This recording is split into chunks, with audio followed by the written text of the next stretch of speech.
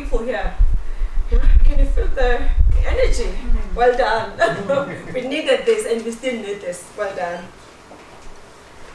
Just when you thought you are done with icebreakers from the young ones, if I may say, I'm not sure if I'm allowed to use that word, however I've used it, please forgive me. The second young one is Tiro. Tiro will also be making his icebreaker, and I don't think there's really a need. Nadia, you must switch off the timer, please. You'll use the energy. Yes, it's the energy. So, with this, it's the same peoples that was read by Nancy. And Shen, you agree with me that we don't have to read it again. So, please assist me to welcome Tiro. Tiro, I am who I am. I am who I am.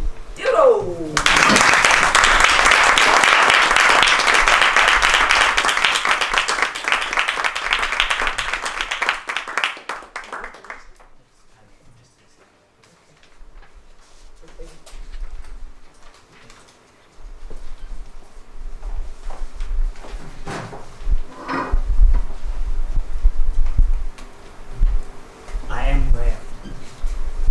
Take you all back to your younger days, back when most of y'all still had a full hairline.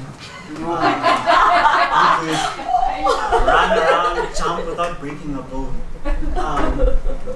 Back then, you might have had the same struggle I had, which is your self-image. I always believed that I had to fit in one singular box from a young age. This mentality stuck with me from my preschool days till even going to primary. My earliest memory when this ideology of mine was tested was in preschool. Back in kindergarten, I had one friend group. We all connected over the fact that we loved soccer, running around, and playing with Legos. But then, since then, I remember looking around and I'd see other kids doing other things, playing in the sandpit with toys, making up stories, some acting, and I was kind of curious, but I stayed within my own space, in my own box. Cool. So one day, most of my friends didn't come, and the teachers advised me, play with other kids. And I went, and I really had a good time. I remember the first game we played was like attending a wedding, just sitting there and watching other kids get married, like play stuff, play. And I really enjoyed it. The next day, my friends were there, and news about me playing with the other kids spread, and within my friend group, I got teased, they laughed at me, and back then I never saw what they were doing as wrong. I was like, okay, I shouldn't have done that. I should have stuck to soccer and whatnot. Going on to primary, I had to make new friends because everybody else went to different schools. And I made friends quickly. No, it was not a problem. Soccer, running, and marbles. Marbles was a big thing. But for context, we used to get dropped off in the morning, like very early. What my mom used to do to us, yes, was not right. Mom dropped us early. So this was like, so I'd be there before my friends got there. Cool. While waiting, I saw a bunch of kids, first graders my age, hunched up in a circle, and curiosity got the better of me. I went over, and they were playing with cards, Pokemon to be specific. I was never really into it, but this caught my eyes, and soon I had a kid, explaining how it works, and I really fell in love. As the days went on, I started hanging with them. I started playing on my own during certain days. I'm playing Pokemon. Other days, I'm a star on the football pitch. Cool. But now this double life thing started getting the attention of my soccer friends, and they used to make fun of me too. Like, oh, what are you doing? You're chilling with the nerds. And I don't know. From then, I started looking and what's wrong with that? Why can't I chill with multiple people? Why do I have to be in this specific space? And it was not a thing of just at school. Even in my life with my family, I'm grateful, one of the kids who were considered to made it, live in the suburbs where most of my cousins are in the townships or the village. Whenever we go back to visit, it was always, no, you can't hang with us, you're too soft, you're a softly cheese boy. Cool.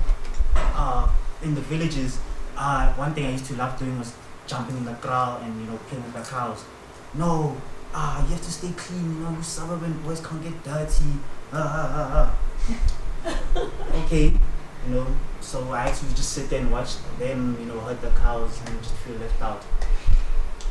But then recently, as I moved to uni, you're kind of just thrown into this mix of people where you're all just from different backgrounds, different social standings, and you're forced to mingle with them.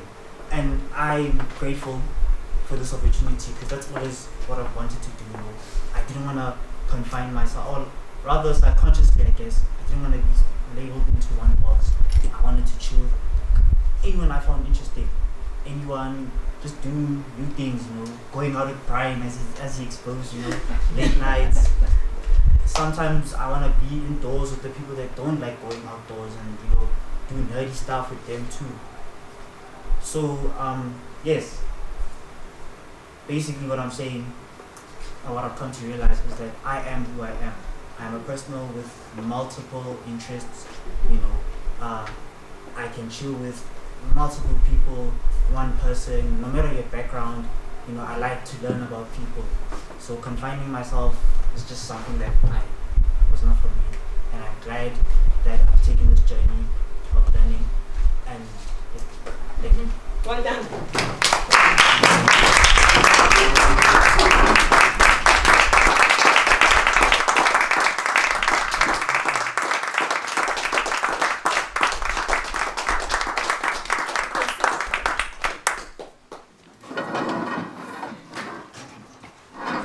Well done for that speech. To both of you for sharing your personal lives in front of us. We are actually happy that what did you say? You found your people. Yeah. We are also happy that you found us. And well done, Mami, for this plant that you've planted. We are really looking forward to see you becoming the best versions of yourselves in communication and leadership. Thank you.